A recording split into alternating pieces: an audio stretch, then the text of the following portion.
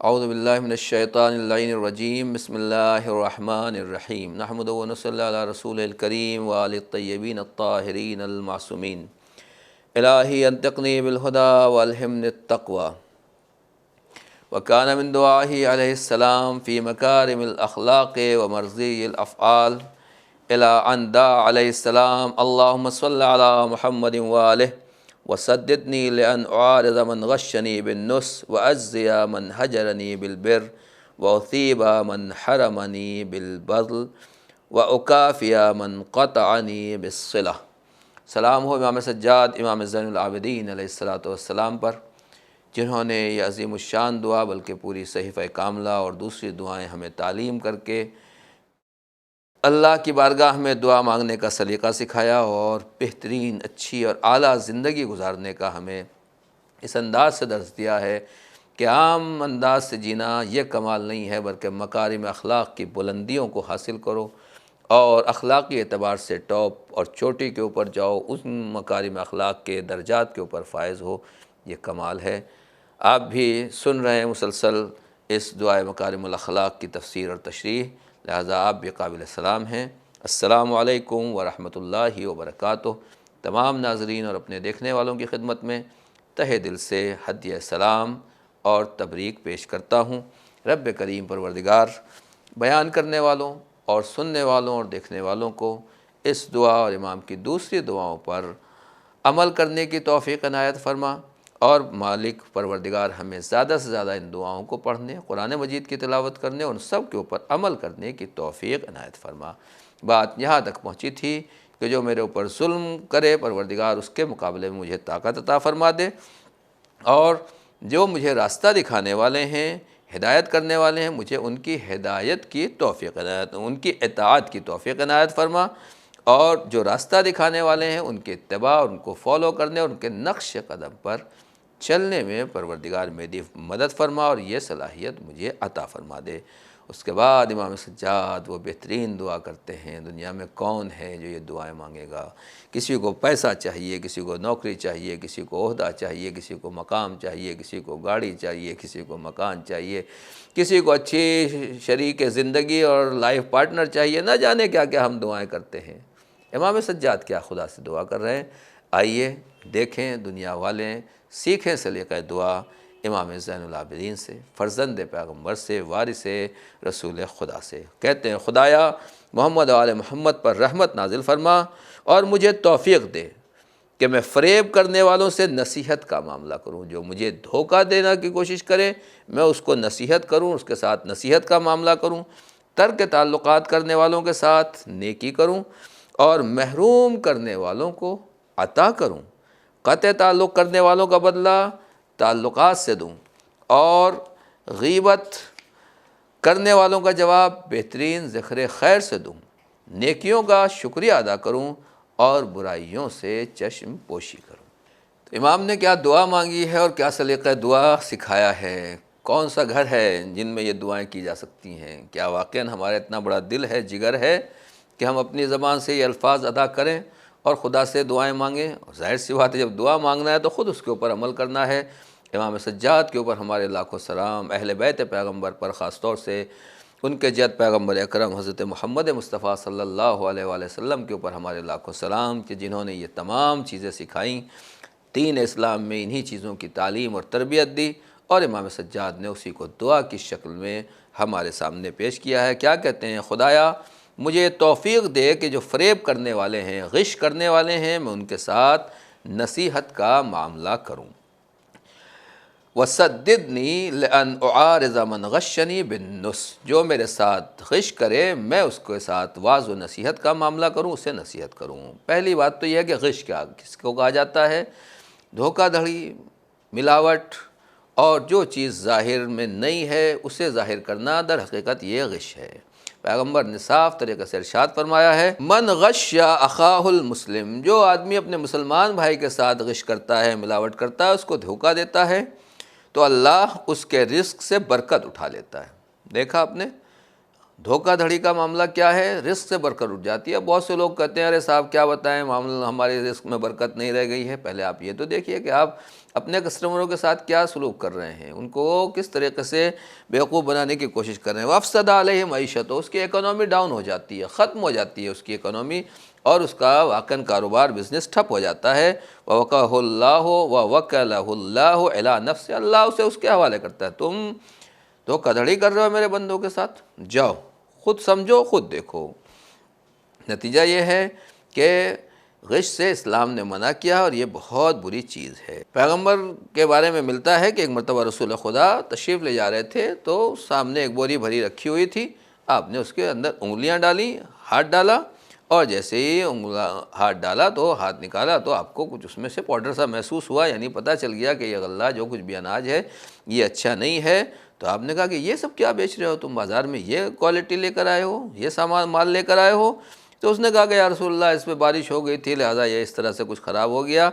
تو آپ نے کہا کہ یہ کیسے؟ افلا جعلتہ فوق الطعام حتی یراہ الناس، تم نے یہ ہوشیاری نہیں کی، اوپر اچھا اچھا مال بھر رکھا ہے اور نیچے خراب مال بھر رکھا ہے تاکہ لوگوں کو دھوکہ دو۔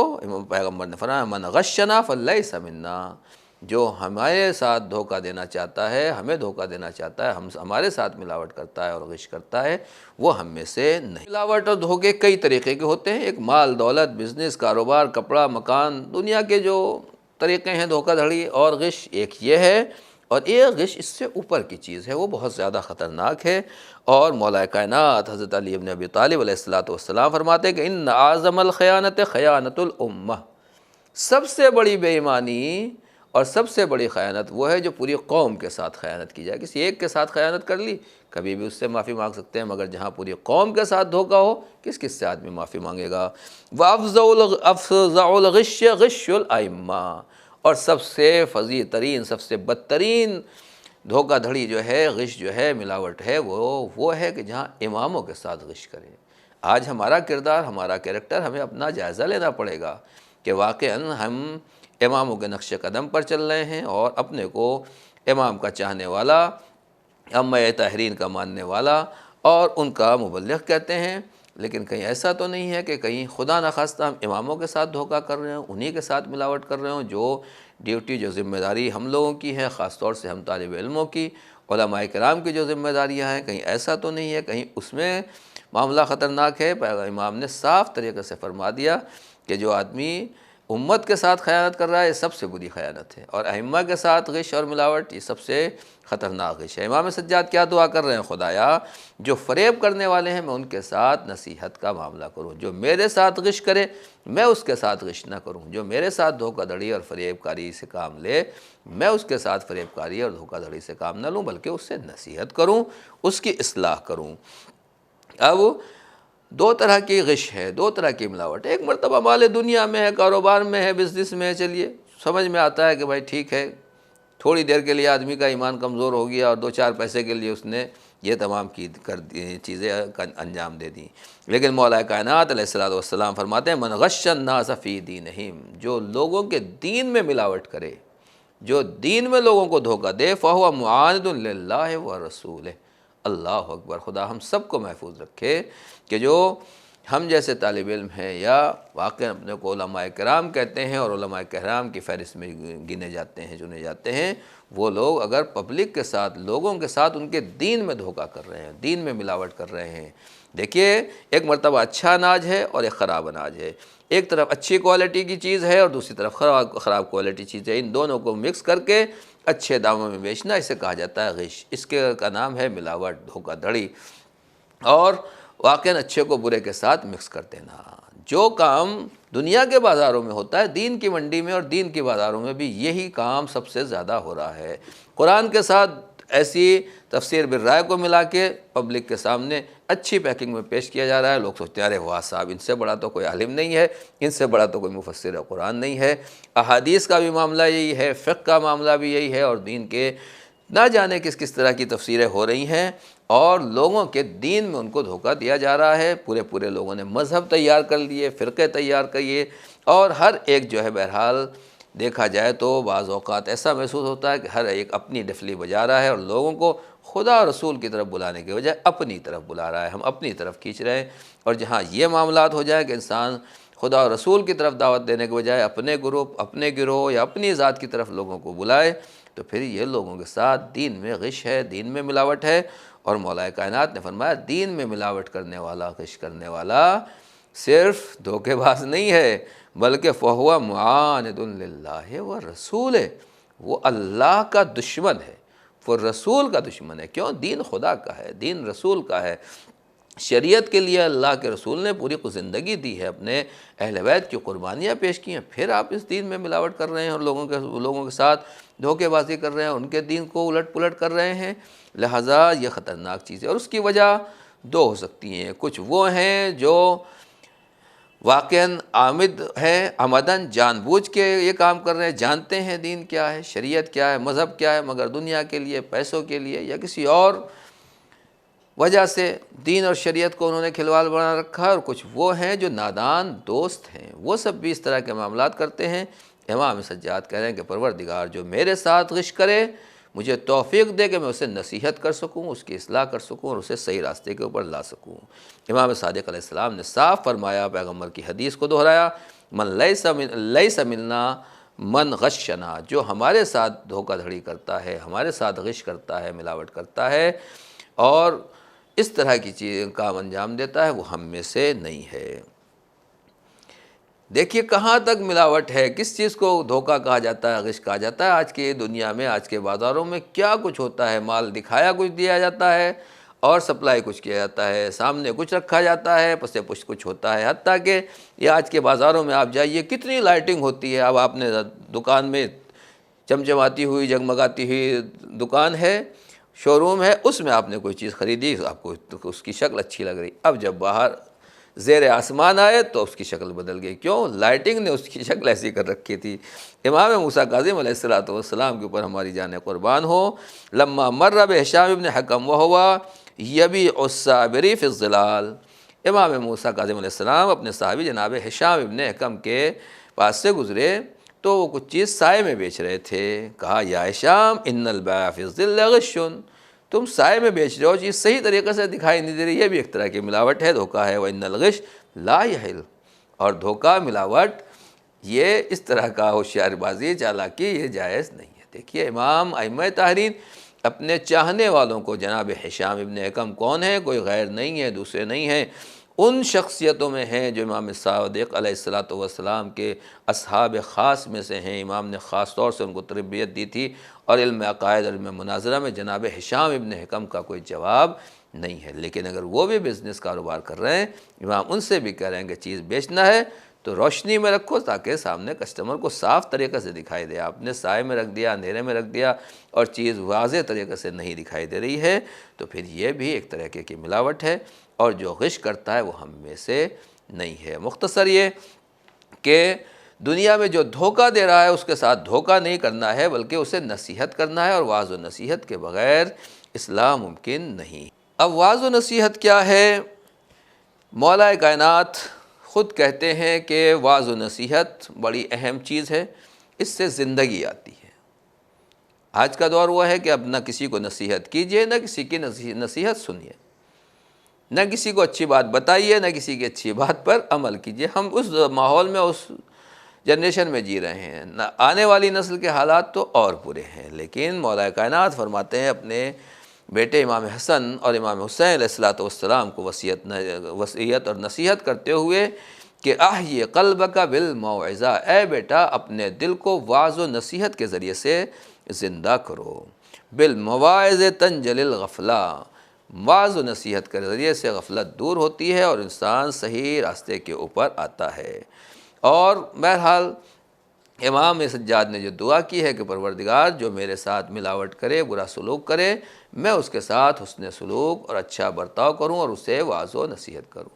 لہٰذا ایک مرتبہ پھر سے اس دعا کی طرف توجہ کریں اور وعظ و نصیحت کرنے کے بارے میں کوشش کریں کہ سامنے والے کو نصیحت کر سکیں، اور جس طریقے سے امام موسیٰ کاظم علیہ السلام نے جناب ہشام ابن حکم کو سمجھایا، اسی طریقے سے ہم بھی اپنے بچوں کو، اپنی بیوی کو، گھر والوں کو، شوہر، رشتہ دار جو کوئی بھی ہیں ان کو واعظ و نصیحت کرتے رہیں۔ اور اگر ہمیں کہیں اندازہ ہے کہ فلاں صاحب ہمارے ساتھ غش کر رہے ہیں، کچھ نہ کچھ کھیل کر رہے ہیں، جسے آج کے زمانے میں کہا ہے گیم کر رہے ہیں، تو پھر ان کو سمجھانا چاہیے، واعظ و نصیحت کا برتاؤ کرنا چاہیے، اور اس کے بہت سے طریقے ہیں۔ خدا نے خود کہا ادعو الی سبیل ربک بالحکمت والموعظۃ الحسنہ، اپنے رب کے راستے کی طرف لوگوں کو دعوت دیجیے حکمت کے ذریعے اور موعظہ حسنہ کے ذریعے۔ وجادلہم باللتی ہی احسن، اگر ان سے کبھی بحث بھی کرنا ہو پڑ جائے تو جو حسن طریقہ ہے، اچھے سے اچھا طریقہ ہے، اس طریقے سے ان سے گفتگو کیجیے۔ ان ربک هو اعلم بمن ضل عن سبیلہ وهو اعلم بالمہتدین، اللہ کو خوب پتہ ہے کون راستے سے بھٹک گیا ہے اور کون ہدایت یافتہ ہے، خدا اچھے سے جانتا ہے۔ واعظ و نصیحت کس چیز سے حاصل کی جائے؟ حدیث میں صاف طریقے سے ہے کہ امام جعفر صادق علیہ السلام نے فرمایا اصدق القول وابلغ الموعظۃ واحسن القصص کتاب اللہ۔ کس سے نصیحت حاصل کریں؟ کون ہمیں بتائے گا؟ ٹھیک ہے، آپ کو میری بات اچھی نہیں لگتی، ان کی بات اچھی نہیں لگتی، ان کی بات اچھی نہیں لگتی ہے، تو کوئی بات نہیں، نصیحت تو حاصل کرنا چاہیے، آدمی کو صحیح راستہ تو اپنانا چاہیے۔ کس سے نصیحت کا حاصل کریں؟ امام صادق علیہ السلام فرماتے ہیں کہ اصدق القول، دنیا کی سب سے سچی بات، سب سے اصدق اور سب سے سچا قول، وابلغ الموعظہ، اور سب سے زیادہ دلوں میں اترنے والا بلیغ ترین موعظہ اور واعظ و نصیحت، اور سب سے اچھا قصہ اور سب سے اچھی سٹوری، اس کا نام ہے کتاب اللہ، قرآن مجید۔ قرآن مجید سے واعظ و نصیحت حاصل کریں، اس سے سبق حاصل کریں، اس سے رہنمائی حاصل کریں۔ نصیحت کرنے کا طریقہ کیا ہے؟ امام حسن عسکری علیہ السلام فرماتے ہیں کہ دیکھو، نصیحت کرتے ہو تو سب کے سامنے نہیں، کبھی کبھی ہمیں شوق ہوتا ہے مسجد میں کسی کو نصیحت کر رہے ہیں، مجلس میں نصیحت کر رہے ہیں، شادی بیاہ میں جہاں پوری قوم گھر والے جمع ہے وہاں بچوں کو ادب سکھا رہے ہیں، نہیں، امام طریقہ بتا رہے ہیں من وعظ اخاہ سرا فقد زانہ، جس آدمی نے، جس شخص نے اپنے بھائی کو خاموشی سے، چپکے سے، پیار محبت سے نصیحت کی، جہاں کسی دوسرے کو پتہ نہ چلے، اس نے اس کو زینت دی، اور جس نے سب کے سامنے اس کو نصیحت کی ہے یہ نہیں کرنا ہے، وہ نہیں کرنا ہے، یہ کیا ہے، ایسا کیسا ہے، تم کیسے ہو، بدتمیز ہو، بیہودے ہو، یہ ہے وہ ہے، اس کو نصیحت کرنا شروع کر دی، امام کہتے ہیں فقط شانہ، تم نے اس کو ذلیل کر دیا، رسوا کر دیا، اب وہ کیا راہ راست پر آئے گا۔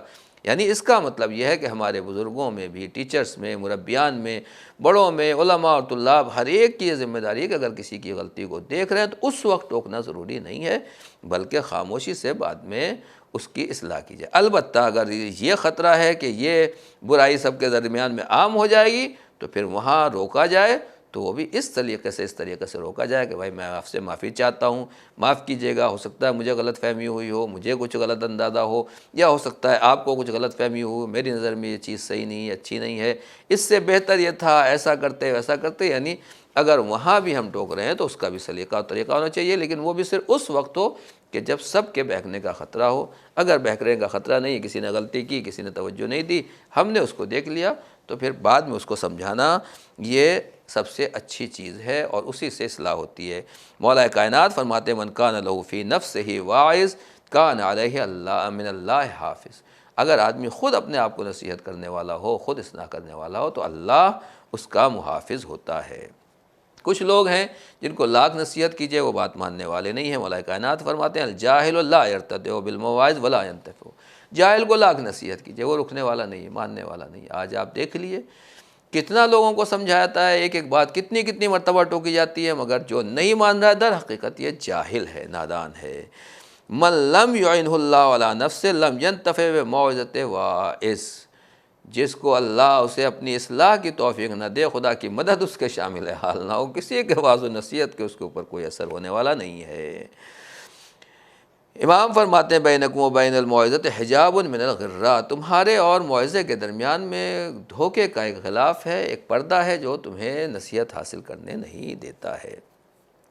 اب کس طریقے سے نصیحت حاصل؟ کچھ لوگ وہ ہیں جو کہتے ہیں کہ دیگران را نصیحت خود را فضیحت، دوسروں کو تو خوب نصیحت کرتے ہیں، اچھی اچھی باتیں بتاتے ہیں، خود عمل نہیں کرتے۔ اسی لیے قرآن میں سورہ صف اور آیت نمبر 2 اور 3 میں ارشاد ہے یا ایھا الذین آمنوا لم تقولون ما لا تفعلون، اے ایمان لانے والو ایسی باتیں زبان سے کیوں نکالتے ہو، ایسی باتیں کیوں کہتے ہو جو جس کے اوپر تم خود عمل نہیں کرتے۔ کبر مقتا عند اللہ ان تقولوا ما لا تفعلون، خدا کے نزدیک یہ بہت بری بات ہے کہ تم کچھ وہ باتیں کہو جو کرتے نہیں ہو، یعنی جو کرتے ہو وہی کہو، جو کہتے ہو وہی کرو۔ اللہ تعالیٰ نے جناب عیسیٰ ابن مریم پر واضح نصیحت کو وحی کی کہ عز نفسک بحکمتی، میری حکمت کے ذریعے اپنے کو نصیحت کرو۔ فَإِنْ انتفعت فَعِظِ النَّاسِ، اگر اس سے تمہیں فائدہ ہو جائے تب لوگوں کو نصیحت کرو، وَإِلَّا فَاسْتَحْيِ مِنِّي، ورنہ پھر تم مجھ سے حیا کرو۔ یعنی ایک جملہ یہاں رک کر بتا دوں کہ ائمہ طاہرین نے، پیغمبر اکرم نے اور تمام انبیاء کرام نے جتنا بھی دین اور شریعت ہمیں بتایا پہلے خود اس کے اوپر عمل کیا ہے۔ پیغمبر نے قرآن مجید پر پہلے خود عمل کیا۔ صحیفہ کاملہ امام سجاد خدا کی بارگاہ میں دعا کر رہے ہیں، پروردگار جو میرے ساتھ ملاوٹ کرے، غش کرے، دھوکہ بازی کرے، میں اسے نصیحت کروں اور مجھے نصیحت کی توفیق دے۔ پہلے امام ان چیزوں کے اوپر خود عمل کر رہے ہیں، پھر مقام دعا میں آ رہے ہیں اور اس خدا سے استمداد کر رہے ہیں، طلب کر رہے ہیں، اور پھر ہمیں اس کی نصیحت کر رہے ہیں۔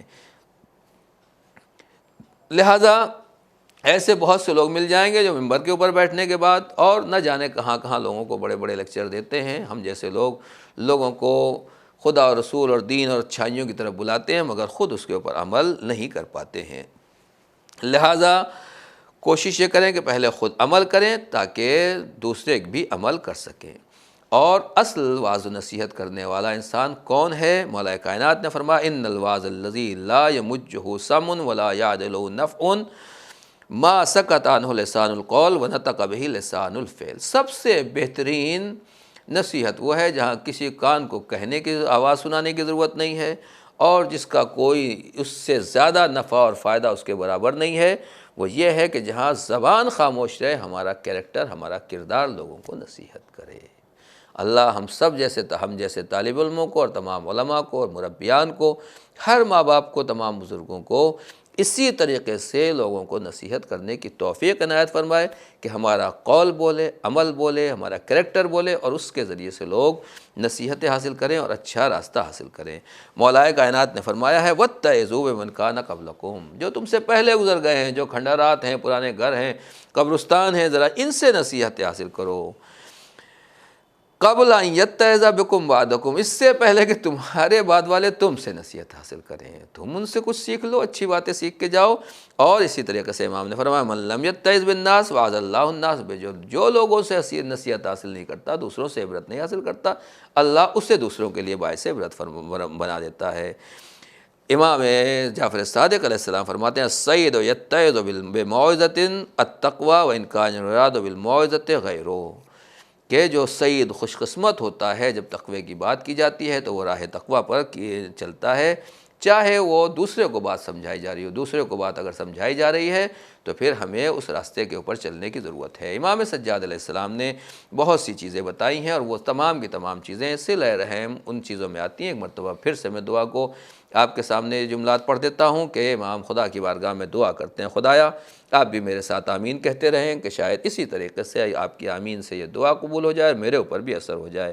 خدایا محمد وآل محمد پر رحمت نازل فرما اور مجھے توفیق دے کہ میں فریب کرنے والوں سے نصیحت کا معاملہ کروں، ترک تعلقات کرنے والوں کے ساتھ نیکی کروں، محروم کرنے والوں کو عطا کروں، قطع تعلق کرنے والوں کا بدلہ تعلقات سے دوں اور غیبت کرنے والوں کا جواب بہترین ذکر خیر سے دوں، نیکیوں کا شکریہ ادا کروں اور برائیوں سے چشم پوشی کروں۔ کتنے علماء کرام ہیں جن کی نہ جانے کتنی غیبتیں کی گئیں، ہمارے اساتذہ بزرگ اور جو ہمارے لیے مربی کا درجہ رکھتے ہیں، ان افراد کے بارے میں فیرحال فرصت نہیں ہے، ان افراد کے بارے میں سنا ہے اور دیکھا ہے کہ جب کبھی بھی ان لوگوں کی غیبت کی گئی، برائی کی گئی تو انہوں نے بدلے میں سلام کہلایا، ذکر خیر کیا، سامنے والوں کو دعائیں دیں اور جس نے کسی نے کے ساتھ ہمارے ساتھ نیکی کی ان کا بھی شکریہ ادا کیا اور برائیوں سے چشم پوشی کی۔